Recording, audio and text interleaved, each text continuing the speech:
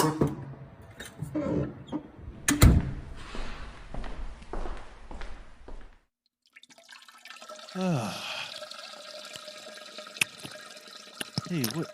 what is that? What's going on over there? Oh, just a second. No, I need to know what's going on in there. Open. Be right out. Not quite my tempo.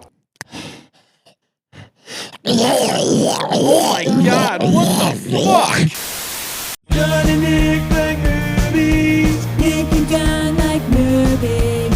John and Nick like movies. Who's it doing safer? I don't fucking know. Ready? Yes, sir. I don't know how to start this. I never know how to start it. Me neither. What's up, all you butter nuggets?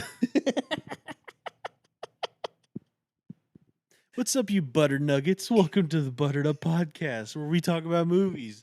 We're your hosts, John and Nick. We watched a movie recently.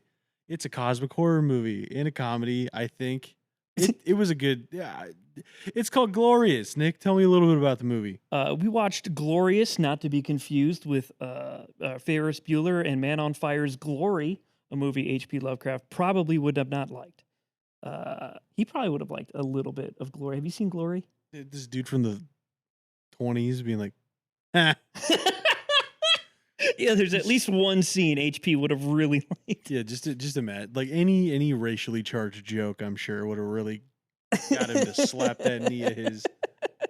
Good old HP Lovecraft. But we watched Glorious, 2022 flick, the runtime of 1 hour and 18 minutes. Not a long one. No, shorty. Yeah, directed by Rebecca McKendry. Doesn't have a lot of directorial credits to her name. I think 10, and 4 of them are short films. So not a whole lot. Writers, story by Todd Rigney. Don't know who that is. Screenplay by Joshua Hull and David Ian McKendry, Rebecca's husband. So good old duo there. Good old Hollywood power couple.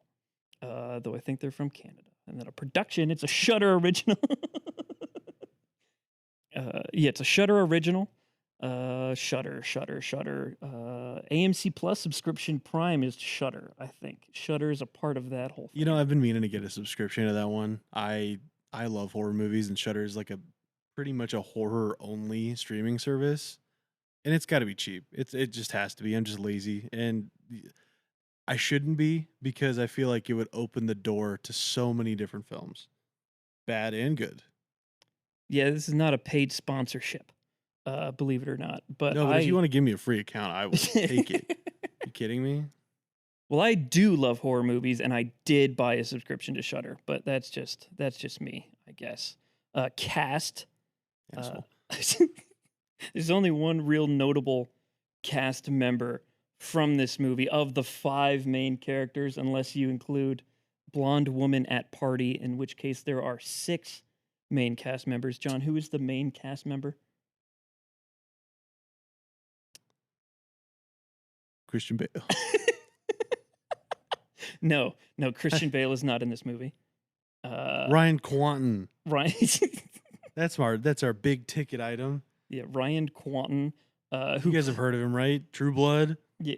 Any True Blood fans out there? Anyone watch that one episode of New Girl? Hell yeah, dude. He was also in Flicka. What a star. Flicka with a soft A. Flicka.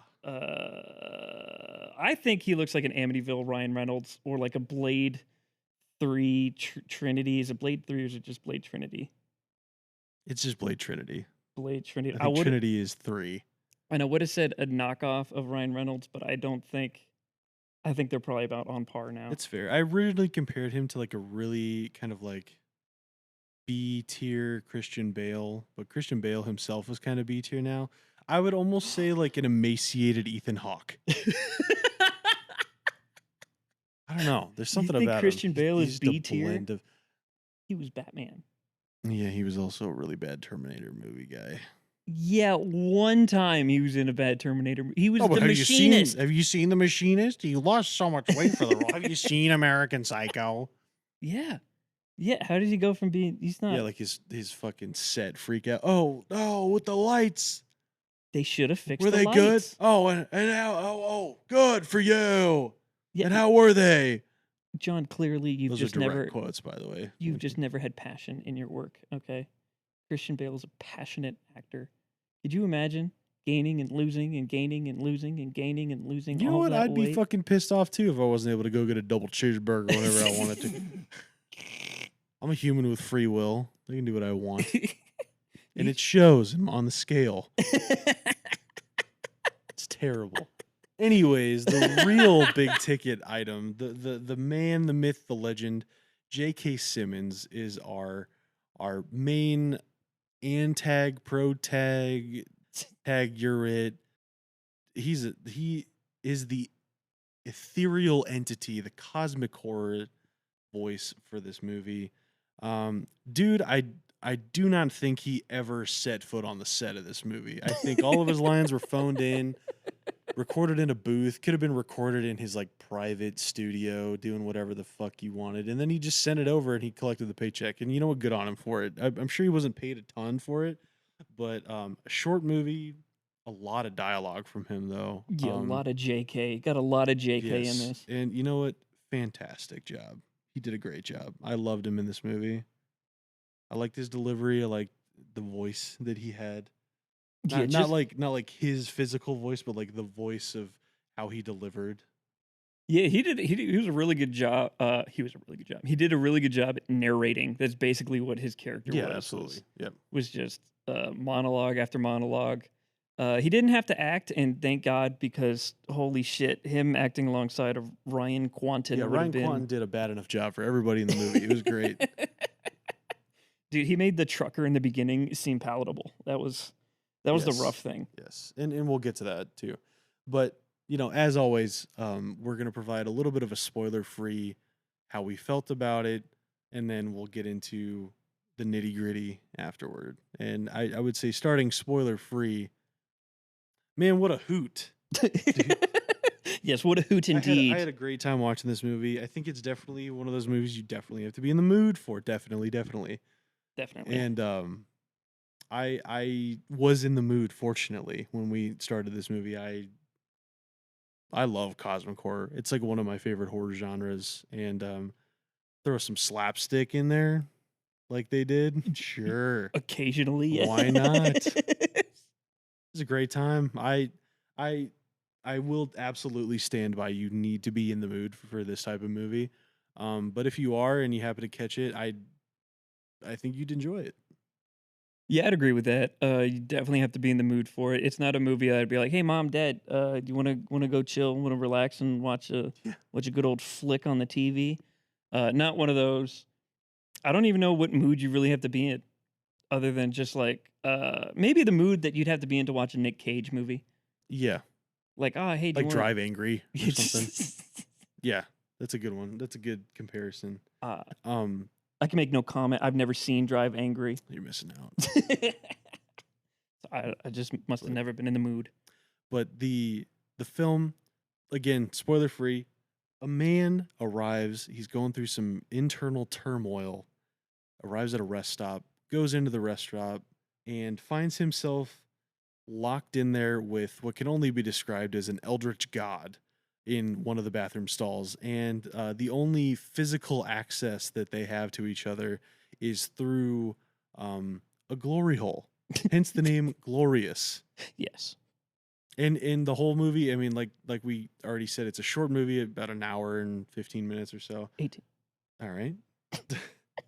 It's conversational. A lot of it's conversational. It's just back and forth between them with occasional conflict, occasional scene changes, but for the most part, it takes place in just this bathroom and between these two characters. Yeah, I could definitely see this going on Broadway. It was only Mm-hmm. one set piece. It'd be the cheapest production, and I would absolutely go to see it. Yep. And they don't even need to get someone else to play Gat.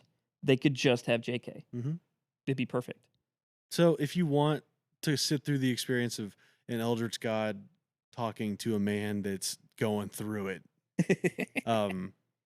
give it a watch. I think it's very fun. And at the end, I mean, there's some goofy stuff that happens, and we see some really cool stuff. Yeah, and if you're not in the mood to like maybe watch like a Ryan Reynolds movie, you're not feeling Ryan Reynolds anymore. Maybe want to hop on the Amityville looking kind of Ryan Reynolds, Oh yeah, then Ryan Quanten is your guy. Yeah, I would see it. I would see it. I think it's worth it. yeah. I would say out of 5, I'd give it a yeah. Just watch it. Sure. You might have to be in a little better mood if you have to pay the rental fee if you don't already have an AMC Plus subscription or Mhm. a Shutter subscription. Then I think it's around like $4 or $5 to rent. In which case, you might have to, be in a more special kind of mood, but Yeah, the popcorn better have extra butter. extra. Extra butter for this. But yeah, I definitely wouldn't pay exclusively to see this. But if it's a part of a subscription service, then absolutely, Yeah, no why not? problem. Happy watch. By the way, if you want to watch this movie and you sit down to watch it and you find out that wow, I was lied to, this is terrible. Blame the husband and wife duo that wrote the movie and directed it. All right, don't blame us. Yeah, We just simply consume the media. and then talked about it in a We don't way produce that it. was maybe disagreeable to you, or maybe look internally and maybe think, maybe I should like more things. Maybe I should stop being such a Close-minded. nihilistic little bitch boy or woman and move on with your life. Don't be Stop such a bitch being. bitch being Don't be a BB. and maybe just be more open Yeah, and accepting to things. learn how to broaden your horizon a little bit. Yeah, stop being such an Expand your element of preference. destruction. Wink Whoa. not. Moving on to the spoiler section of this review of Glorious. We're just going to be talking about points in the movie that we liked, points that we didn't like, things that we would have changed. Um, but I do think it's worth starting out that we realize like who exactly the character is that we're dealing with. Wes, I'm not too worried about. I think it's pretty. He's a pretty transparent character, even though the writing is like alluding to him like, oh, he's really, he's missing his girlfriend. Well, it's like, but you're gonna find out later that maybe he's a little more sinister. It's like I clocked he fucking killed her from the first fucking 5-10 minutes of the movie, dude. You kidding me? He gets out of this like rest area with his red box on the seat. Is like that's a killer's trophies right there. Like I've seen Dexter. I know better. It's like I knew he killed her. And then like the teddy bear thing on it. And like keep in mind we're speaking as if you've seen the movie and you know exactly what we're talking about. We're not going to explain the whole plot. We're not going to walk you through every part of the movie, but it is like yeah, like that dude straight up killed his girlfriend. Yeah, first And 10 minutes, I he think you felt so called it. As sad soon as you about it. saw the red briefcase, that was it. Yeah, was and I curtains. have it written down in my notes. I was like, dude, he fucking killed her. There's no way he didn't. But anyway, so we know Wes. We're not worried about Wes. I want to talk about Gat, who is the eldritch being that is in the stall at our rest stop. And Gat is I mean, just to put it plain and simple, they are the offspring of Cthulhu. I believe oh God, what was the full name? Gatanathoa. You need to use your finger and your thumb to say his name. Yeah. So like he was like, yeah, you gotta put your tongue between your your index finger and your thumb, and I'm trying to find it in my friggin' notes, dude. Gee. Gathanaloa. Yeah. God damn it. Oh. So you grip your tongue between the forefinger and thumb and pronounce got another one nice and slow. So you got another one. Got another one. Spelled out it just it's Gatanathoa. You're like a DJ Khaled Yeah. fan there. I think he was just trying his best to like, yeah, not too learned. Let's just help him out here. But it's Gatanathoa or Gatanathoa. And so that is the being in the stall. And she, they is said to be the firstborn of Cthulhu and is infamous for his horrid appearance and fearsome Medusa-like ability, which causes a viewer's skin to become hard and leathery, but preserves the brain, leaving the victim to go slowly mad, trapped within an immobile shell of a body. Among the myriad deities worshipped by civilization called Mu, Gatanathoa was the most respected as well as the most feared. And prior to the destruction of this Mu civilization, Gatanathoa's cult became the most powerful on the continent. And some critics have suggested that Gatanathoa, who first appeared in like the Lovecraftian story Ghost Written for Hazel Held out of the eons, was intended by Lovecraft to be synonymous or another name for Cthulhu. But in this context for this movie, he is a. So I'm going to refer to Gat or Gatanathoa as a he because that's what the lore suggests that they identify as is a he, Yeah, even though it technically is an asexual, amorphous being. yeah. Believe it or not, I don't think HP was very progressive. I think it's fair to say Yeah, I think he. that's fair. But yeah, so we're the actual lore says that the name may be synonymous with Cthulhu, but in fact, in this rhetoric, he is the offspring, and he's the oldest of three offspring. Um, the other two being Ithogtha and Zothamog. Um, Beautiful. and if we're really getting into it, they're spawned on a planet near the double star Zoth. They're the progeny of mating between Cthulhu and the quasi-female entity Ithya. It's like some Scientology shit. It's wild, dude. It is wild. The lore for that shit is deep. But basically all you need to know for watching the movie is that he's Cthulhu's son. And I think in this movie they refer to him as the youngest, even though he in the lore he's the oldest. Yeah, in the movie they say that the kids kind of like cut themselves out of the dad. They never refer to the dad as Cthulhu in the movie. Though based on the lore, I think that's who they're referencing. They cut themselves out of Cthulhu and they like plead with him to be like, "No, leave us, let everything stay here." And he was all like, "No." And then they pleaded more and he was like, Bah. "Okay, fine." And then so he's like, "Okay, yeah, sure, I won't do anything." And then he made Gat Yeah, and we'll to talk about be its that too a little self-destruct bit. button. So like that's our main being, our main entity that we have the most interaction with in this movie, other than Wes, who's just kind of annoying to listen to. And he's like located in this bathroom stall behind this, honestly, like a really like it's a beautiful but very confusing mural of this entity that is like filled with tentacles and tendrils and I yeah, and it's like attached to like a person, but it's all centering around this glory hole that is like in the side of this bathroom stall. But um it's made like very early on in the movie. He's like, don't look at me through the glory No, hole. stop it, Do don't not look. do it. Because if you were to look, Nick, Yes. what is Gatanathoa supposed to look like? Well, as a quote from a book that I didn't read, but it was on a fan wiki, You definitely read it.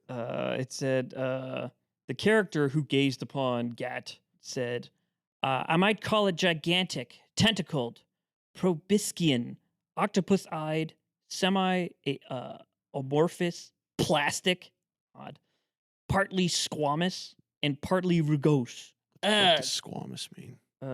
To squam. Oh, perfect. But nothing I could say even nothing I could say could even adumbrate the loathsome, unholy, non-human, extragalactic horror and of hatefulness and unutterable evil of the forbidden spawn of black chaos and illimitable night. Illimitable means no limit. That stupid fucking word. As I write these words, the associated mental image causes me to lean back and faint nauseated, which is just an odd description because he was supposed to go leathery and shit, but whatever. Yeah, and that actually squamous means the cells are flat and scale-like in appearance. So scale-like, like a lizard. yeah, or like a leathery elephant that has like all those creases in the folds. Yeah, or like a lizard. I got a lot of creases, folds too. Like a Anyway, lizard. um, so yeah, that's how he looks, right? yeah, that's how he looks. So he's a little Yeah. self-conscious about it. He does not want Wes Yeah. looking at him. Okay, so now that we know about Gat and where he comes from and what his lore is, we can start getting into a little more of like the plot points or actual aspects of the story and how we felt about him. John, what's the first one you got?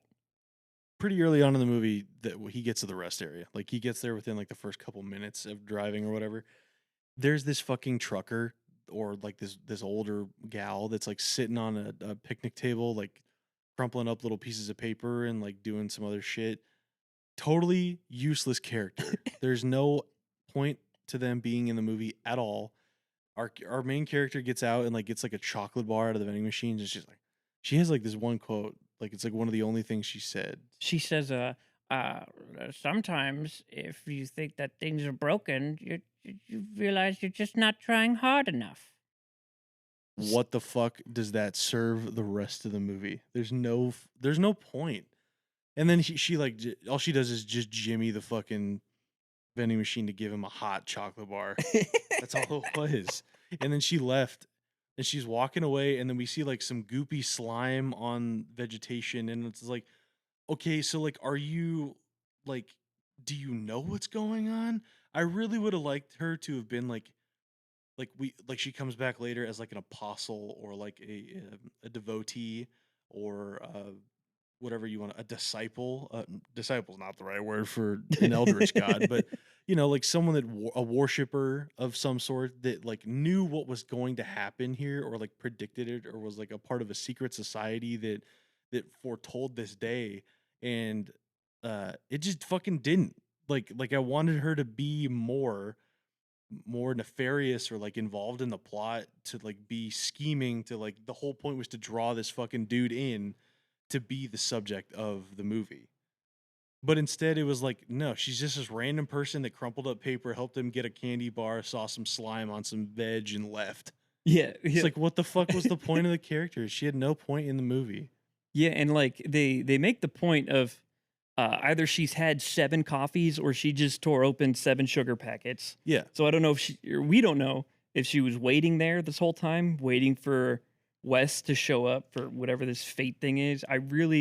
I also could not put together why the fuck she was there. I just know that she was very meticulously, after crumpling up paper, set them in a line again meticulously, but that served no purpose. Yeah. Or was she like an agent of like a follower of Cthulhu, or like was heavily influenced by him or like controlled by him, and like scouting for the landing spot of his son to take form? Yeah, that would make All sense. of these things would have been a great addition to the movie and would not have required too much more writing. And it would have even stretched the length out to kind of hit that standard 90-minute length. Yeah. I don't know, man. It just felt like it was like something that definitely could have been like a movie that had commercials and then it stretched to an hour and a half. But it was the Shutter original. It's designed to be on a streaming service. Again, thought the movie was fun. Thought it was a grand old time. This character served no purpose. Yeah, she served no purpose and also was given a name in the credits. She's known as Sharon the Trucker. I didn't even know that they fucking said her name in the movie. And they didn't have a truck in the movie. There was no truck. It was just his vehicle at the stop. He was the only person parked there. Off what was it? Route 30 or Highway 37 Yeah, it was they're at the 37 rest stop in Is- Mississippi. Yeah. Which I called that too. I was like, man, that looks like Mississippi. And sure enough, she was there. So yeah. Yeah, we only know that she's a trucker again because of her name in the credits and Yeah. because she's wearing an unmarked trucker cap. Yeah. That was fucking Which I wear those all the time. So I mean, whatever. But if you're a fan of the trucker and her work, her name is Tordy Clark, and she's in Adult Swim's U-Log Tale. And So you know what? peep it out. I don't think she was a bad actor. I absolutely think that she could have done more though. Like, and it wasn't her fault. I think it was just writing. I couldn't tell And- you. but I if we're have no gonna- idea. But if we're gonna talk about bad acting, we gotta talk about Wes, man. Dude, he fucking sucked. I mean, his screams, his laughs. It's just either I don't know how to. I don't know if I'd say it was overacting or just really forced. Just kind of hurt to watch sometimes. Yes. I don't know. You were much more passionate about this than I was. I had several instances where I was watching the movie and I had to take timestamps of a laugh that I did not like because it was laughable. Dude, it was like it was nails on a chalkboard sometimes Yeah. because it seems so forced and It's like they wanted the character to do that, but it's like Ryan Quanten just could not. He could not get there. I don't know why it was. Maybe he was really expecting J.K. Simmons was going to be on the set and he wasn't, and then he was just like, "Oh, fuck it, fine." Yeah, and You know, maybe he thought this was going to be like his breakout role from fucking New Blood and New Girl. True Blood. True Blood. Terrible. Sorry, man. It fell flat. Like, did you just you either were trying too hard or something? Something was off with the delivery, man. Some of the other lines that you had throughout the movie were all right, but for the most part, you just kind of came off as like a whiny dude that was just like didn't really know how to scream, and it's like you just don't have to scream that bad. I love how we're talking to Ryan and Ryan. Okay, buddy. Because I know you're gonna listen to this. Man. We're Right. putting this on cassette and I'm mailing it to your house. Yeah, next time, bud, try a little fucking harder. Okay, Yeah. that was rough. There was no Knights of Badassdom. Okay, it was rough. No Flicka. What a- Okay. Oh yeah, he was in Flicka too. Yeah, that's right. That's right. Yeah, so because of like all that, if it wasn't for knowing that J.K. Simmons was going to be on the other end of a glory hole, I would have given up within the first 10 minutes. Yeah, carried this movie. Absolutely. Carried. Not even anywhere near Mississippi. Yeah. Guaranteed. Yeah, We don't have probably any. in California. Phone it in. Yeah, absolutely no fucking idea. But yeah, that first 10 minutes was rough. They had like one good cut from going from throwing stuff into the bonfire to it actually starting, but then the scene played out and I'm like, oh Jesus fucking Christ, Yeah. Ryan. Yeah. So Yep. You know, like you saw that post of J.K. Simmons in the gym going around for a little bit of like, oh, he's training for Cable for Deadpool 2 or whatever. Now he was training to carry this fucking movie from start to finish, man. It was rough. It was hey man, J.K. Because I know you're gonna listen to this. Whiplash legend, by the way. Man, what a long haul for you. I'm sorry. And like you probably had no idea. You just like sent the lines in, just went about on your day, just collected a check later in the mail. You probably didn't even see it go into your account because it's so fat. But like, man, you really did a lot for this movie. it was probably just a passion project. And you know what? The animation for this movie was not bad. I liked it. I feel like they saved a lot of money filming in a bathroom. They I feel did. like I think they did a great fucking job with the whole movie except the lead actor and the trucker girl. Like they just needed to write her in a little bit more important or to like make it more obvious that she was a part of this and then make Wes not what's his face. So I mean, shit, this is how I feel. And if you don't like how I feel, then you could get out. Fuck you, dude. Fuck you. Yeah. You're wrong. How dare you say no to my subjective opinion? Okay. But yeah, so like the reason that we talked about the lore of that character got in the beginning, Gatanathoa, because we talked about that because the lore differs just a little bit from the previous texts in literature versus this movie. He's not the oldest of Cthulhu's children in this movie. He's the youngest, and they all all three of them rip themselves from Cthulhu, their father, after life is created, right? And Yes. then he's weak, in a weakened state, and the first two have already ripped through the body, and then he's explaining this to Wes, all while Wes is like trying to find a way out of the bathroom. And we find out that like he was created by Cthulhu at the very end of Cthulhu's like reign, as this agent of chaos and destruction that has the potential to end the world, end all life, and create the dark black void that Cthulhu wants in the world again. Basically to destroy the world and produce like just a dark dimension. And it was really cool. It was very fun. The like cinematics that they had, like the CGI of like this like tentacle being in space just being fucking torn apart and shit. It left some to be desired, but it's like, it's enough for me to be like, oh yeah, it was good. Yeah, and I liked the fact that they were drawing it on like the bathroom stall wall. Yeah. No, that like I said, the animation was great. I had a great time. And then he's explaining this, and like I said, Wes is trying to get out this whole time. So he eventually gets like the vent off, And then I want to talk about this scene because he gets into the vent and he finds like what he thinks is a way out, and then he winds up going up the vent system, and then he somehow pops back out of the same exact vent that he just left from. And I really like that. I like how they shot it because it was like the perspective change, and then they like rotated the camera, and he somehow went up and out and landed on flat ground, and he was like, "Oh, thank God, I made it out." You think that he probably made it to the women's side of the restroom, but they just fucking put him in the men's side again, and I thought that was funny. Yeah, I also like how he knew what this building looked like from the outside. It was one story, and then still decided to climb up. I know. And then he got out, and he's like, "Yeah, this makes Well, sense." maybe he was like, This "Yeah, is I'm on the roof. Yeah.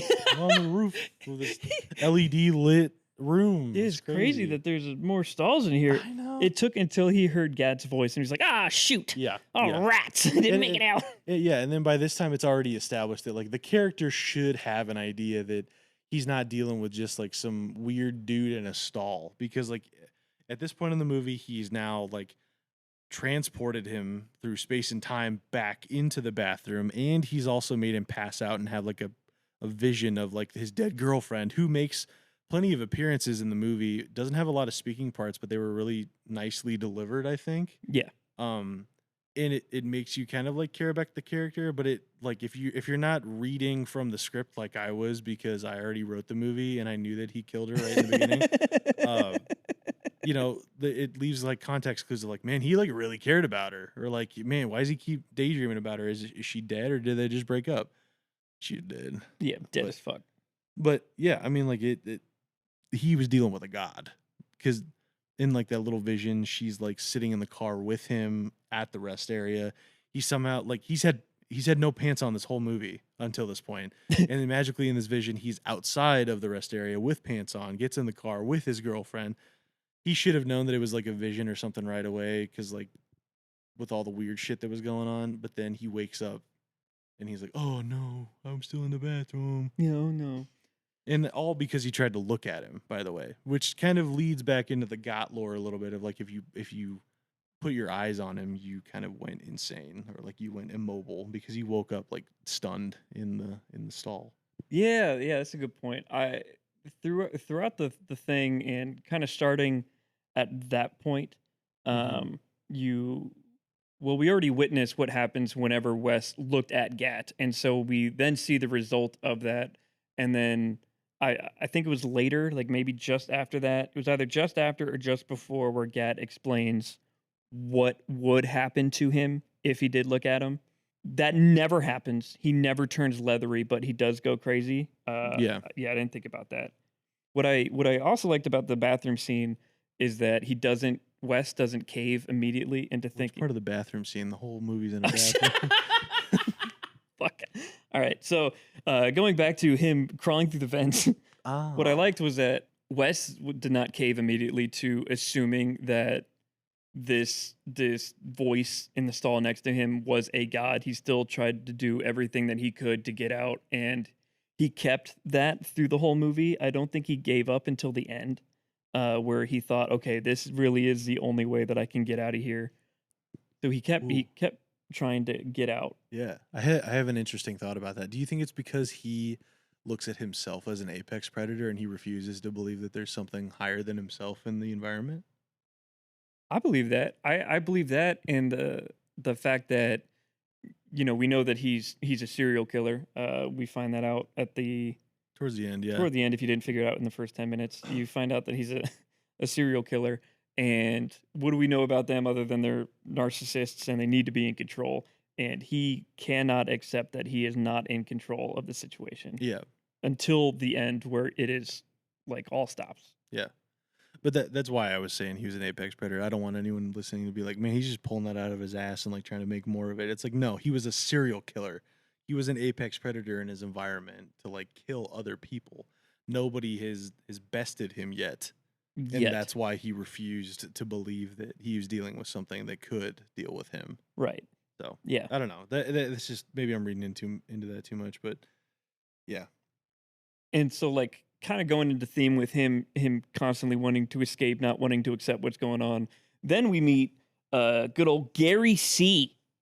Department of Transportation employee for the state of Mississippi. Fantastic guy. Yeah, you have a couple fun notes about good old Gary. Yeah, I mean, so Gary gets out of his van. He's got the headphones on, which, you know, whatever. I have an issue with the fire pit being at the rest area. I don't think fire pits are ever at rest areas. People don't want them camping at a public restroom. Like, what's the point? You're on the side of the highway. Save that for a campsite. I don't think that was real, but that's beside the point. Gary gets there. He's cleaning up. He hears Wes screaming eventually, and then he goes to try to open the door. He's like, "Oh, I can't get the door open.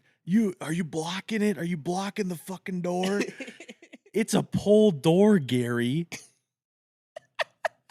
That dude would have to push on it. How is he gonna block the door from you getting in on a pull door, my guy? Like, there's nothing he could have put in front of the door physically to prevent you from getting in there. It's like, even if you have a deadbolt, we find out Gary's the manager of this rest area. You should have a key, my manager.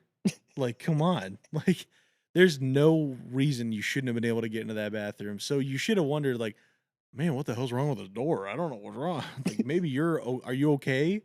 He never once asked, are you okay? It's like, open the fucking door, kids. Yeah, the man's screaming for help. The only reason he went into the bathroom to begin with is because he heard, help me, help me. Yeah, and then he's like, oh, stop fucking around in there. He's like, So stupid. dude, please, I'm in peril. And he's like, shut the fuck up, dude.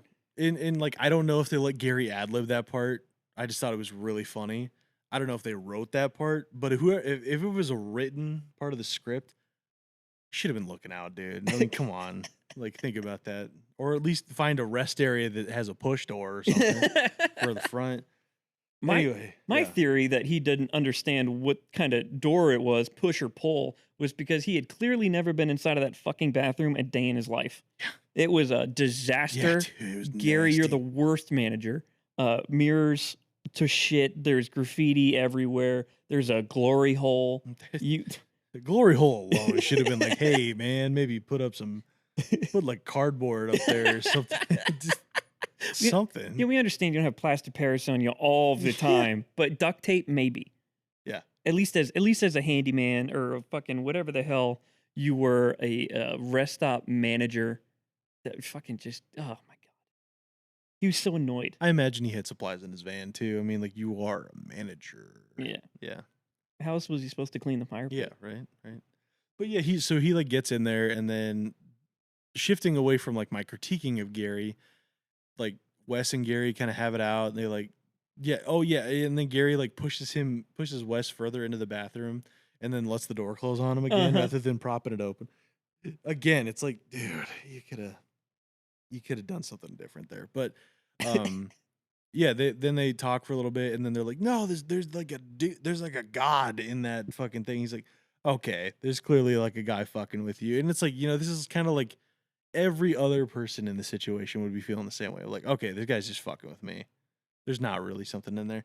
And then he opens the door, and we get a glimpse of what God looks like, and this is pretty far into the movie at this point, and you see like what I would only describe initially at first glance as like a roper from Dungeons and Dragons, which is like a tentacle stalagmite monster. Yeah, like a gigantic tentacled proboscidean octopuside semi-amorphous plastic, partly squamish, partly Squamish, rugose. that's the word I was thinking of. There we Yeah. go. Yeah. And he's like a tentacle dude. You see like a big eye on him and stuff like that. Really cool. Like, I really like the look of him. And again, I think the CGI was done pretty well.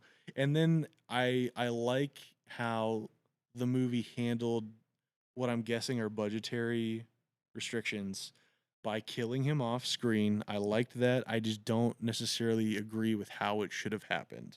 Also, Because he opens the door, Gary gets like grabbed by him and fucking mauled, which is hilarious because it's like and we're seeing it from the perspective of Wes, who's like cowering in the stall directly adjacent to it, and you just see like blood just shooting out all over the floor, and it's like they clearly just like put a blood bag there and we're just like squishing it and like stabbing it and shit. They just went and to then town. like Gary's leg just pops out, and it's like that's funny. It's like body horror, but it's still kind of funny because like the whole situation is just kind of hilarious because it's happening in a bathroom stall. yeah. I think it Gatanathoa being an eldritch god.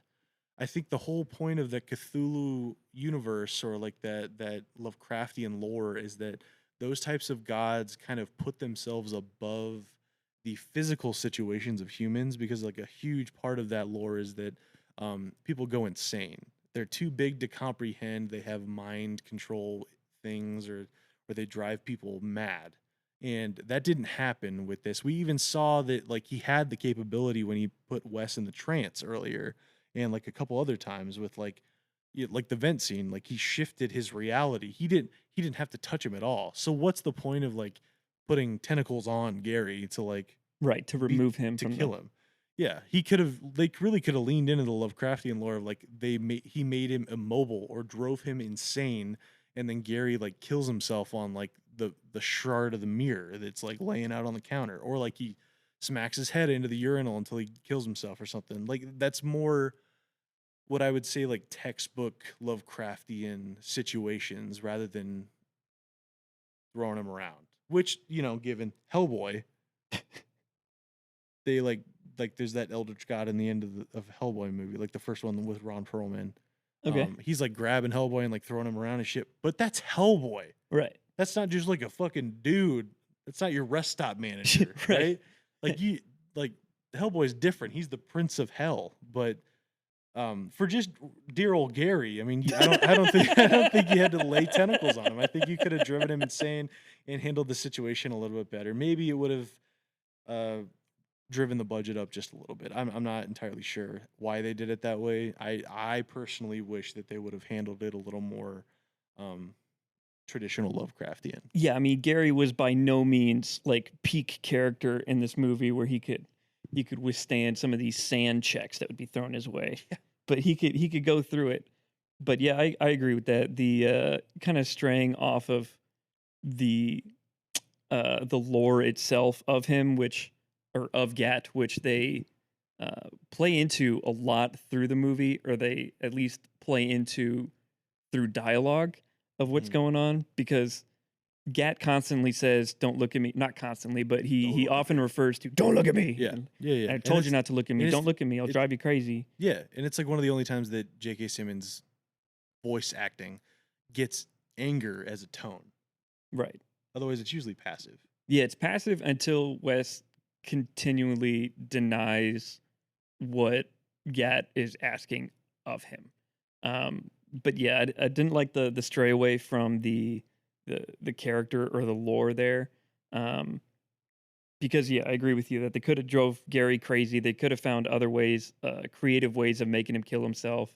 They definitely played into the slapstick, and I get that it was a dark comedy, more so than it was like a psychological thriller, to where maybe they couldn't find the funny in him bashing his head against something until he died. But I disagree. I think they could have found something funny there. Yeah, I mean, like maybe the whole point was to get the leg out there.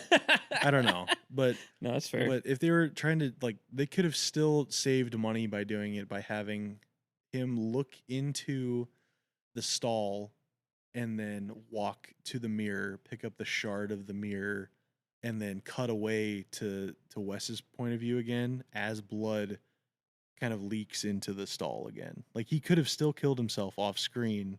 That way you don't see it. They don't have to like put it into the budget, and they still could have done the blood bag thing. Just shot it more like traditionally Lovecraftian. You know, like I think the way that I would have pictured would have been like Indiana Jones and the Ark of the Covenant. Whenever they stare at it, I haven't seen that movie. you haven't. It's only been out since the '80s. The Ark of the Covenant? Lost Ark. What's the Oh, the Lost Ark. Yeah. yeah, which is the Ark of the Covenant. Yes. Sorry. No, you're good. What's the name of the newest one?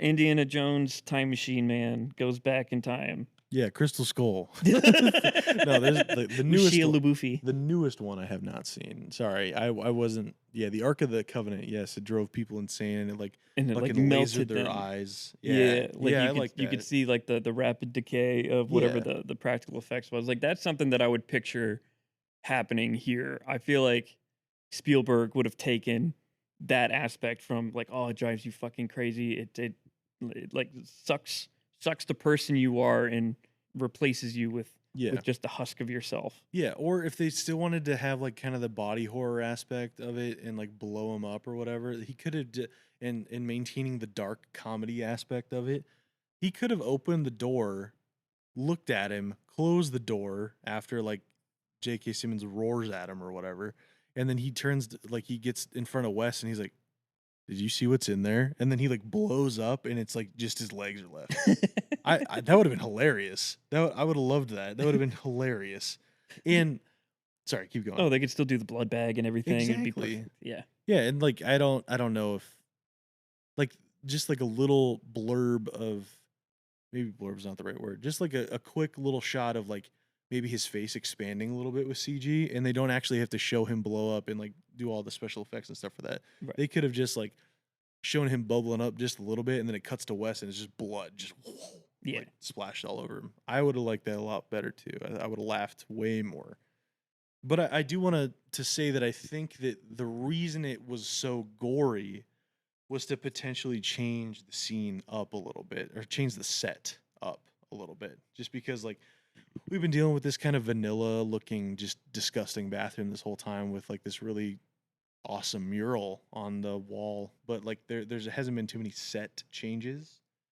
And then the blood kind of sets the tone of like, okay, pressure's on. Like we know at this point that Wes, like there's something required of Wes to contribute to saving the universe because Gat is developing a material form, and the way to make him move back to the ethereal plane to prevent the end of the existence of the world Yeah, just is existence. for Wes to contribute something through the glory hole.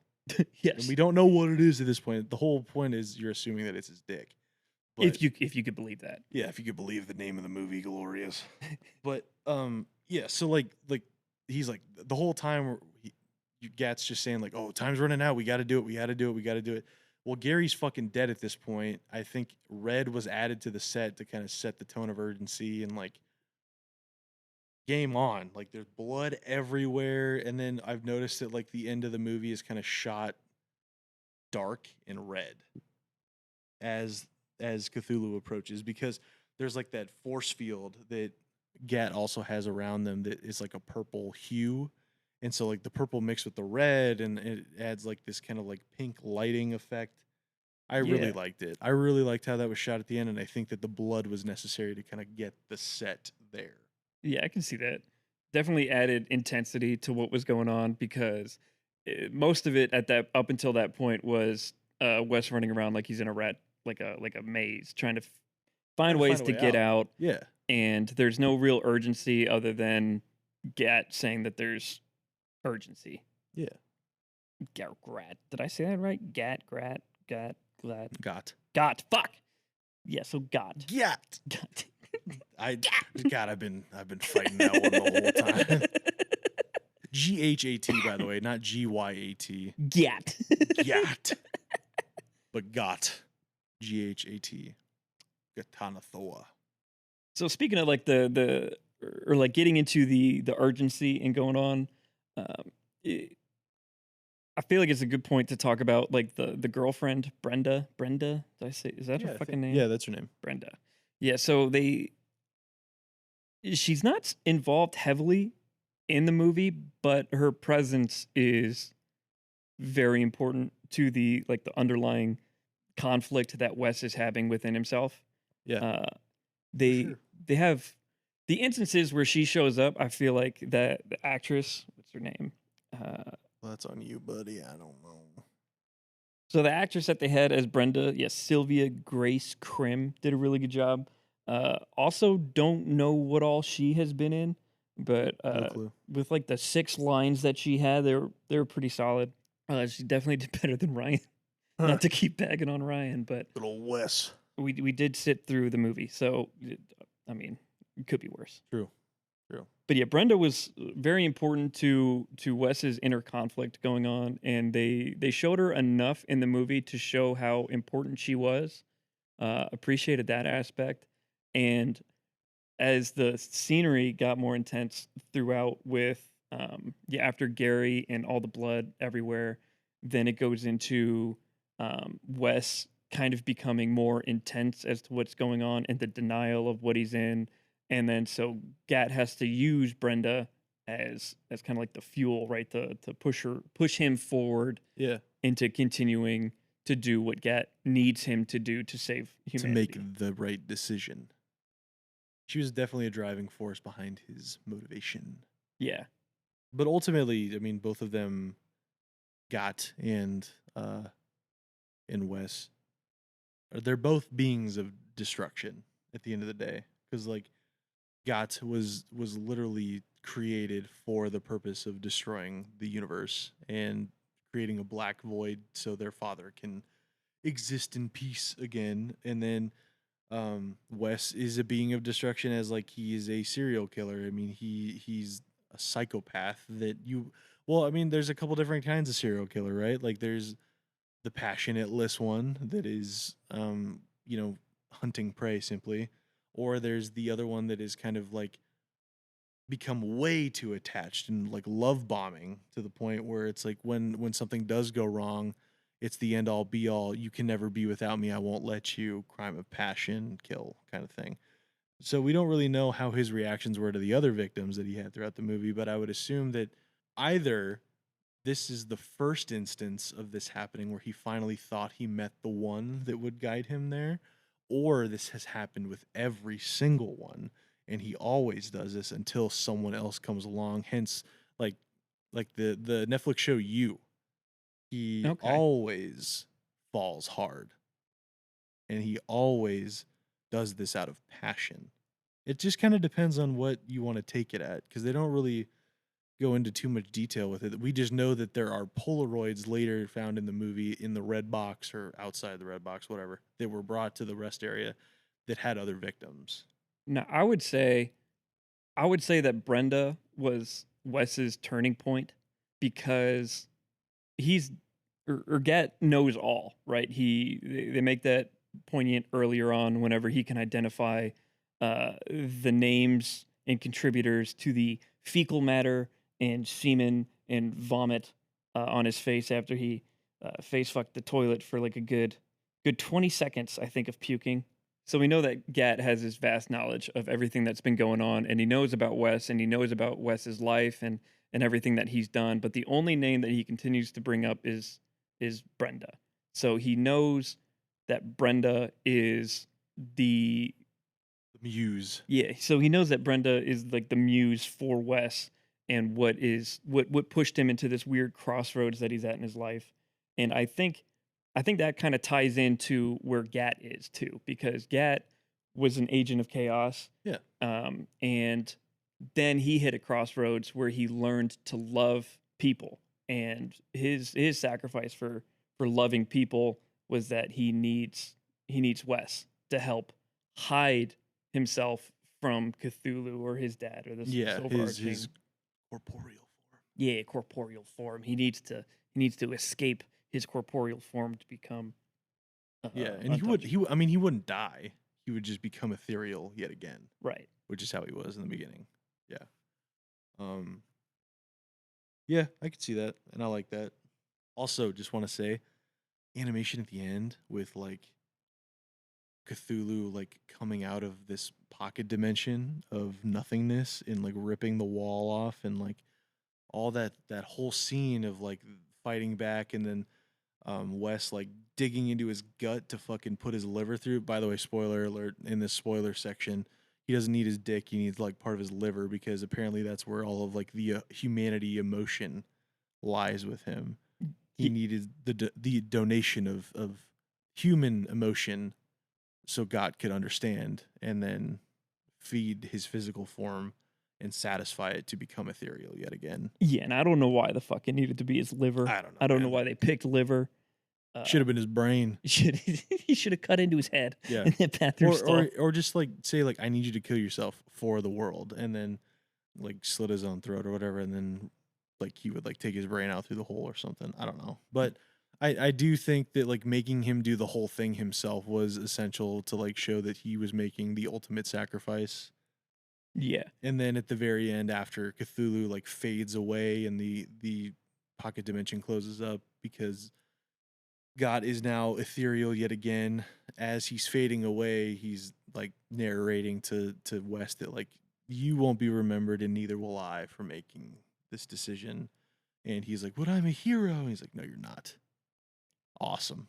Fucking love that part. The Yeah. ending was great, and I had a great time with it. Yeah, I loved the ending. I loved how they tied that off. They tied off how Gat and Wes, agents of destruction, that the world is too beautiful to have people like Wes in it, and that the way that Wes escaped and his redemption, that whether he was or was not aware that he was making the sacrifice that he was making of himself was kind of like his penance for doing what he did.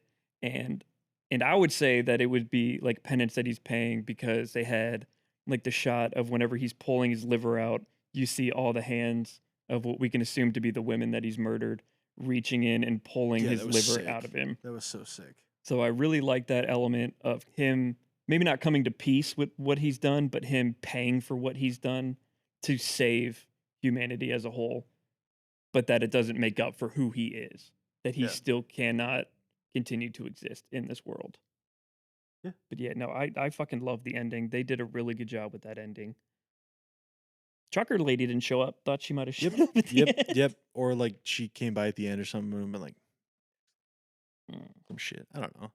All in all, get rid of the trucker lady or rewrite her to be a little more important or like a little more tied into the story. Gary, you made some stupid decisions. And replace Wes with someone that can actually act. But otherwise, I mean, great movie. I had a fun little watch. I mean, it's a quick watch. It was, I think, worth the time. Oh yeah, it was absolutely worth the time. I mean, just for fun movies. I mean, I could watch fun movies all day. But, Same. Yep. but it was definitely a hoot, and it was what 70, 78 minutes long total. Yeah. 88. I don't know. Including credits though. So Oh yeah, and there are no end credits, which you probably already shocker. know. We weren't gonna get a sequel. No. Yeah. So that about wraps it up. I would say. Yeah. All you Colonel kids that out there listening, thanks for sticking around. My little butter boys. Yeah, if you guys got any ideas for movies that you'd want to see, feel free to DM us or send an email if you're over 40. We're at butteredupcast@gmail.com. Yeah, we'll be listening, looking out for new things to do and watch. And if this is your first listen, which it probably is because this is our first episode, maybe, I don't know. Feel free to stick around. We'd love to have you and look forward to next time. Yep, see ya. Get out.